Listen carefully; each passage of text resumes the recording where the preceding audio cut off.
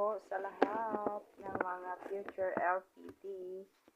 So, malapit na po ang ating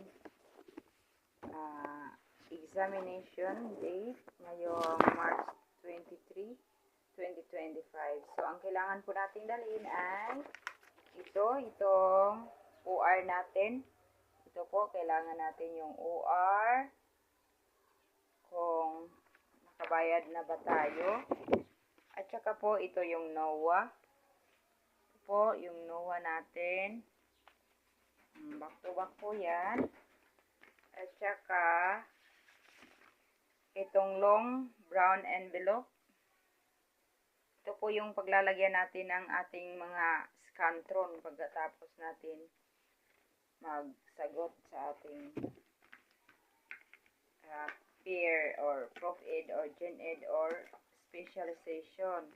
Dito po ilalagay ang ating mga scantron.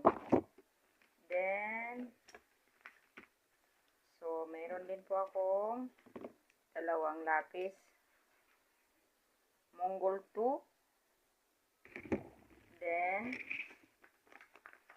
meron din po akong dalawang ballpen na black.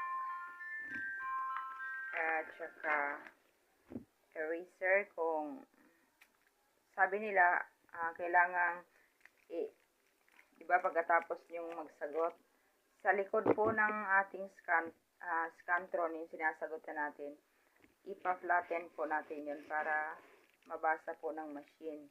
So ito po eraser, and then sharpener, and then lastly ang ating plastic envelope. Long din to. Okay. At saka sa mga pagkain nyo naman guys, kailangan nakalagay din po siya sa plastic. Bawal po yung mga baunan. Ganun po. So that's all guys. And hope ready na po ang lahat sa ating exam this coming March 23. And good luck, future LPT. Bye-bye and have a nice day.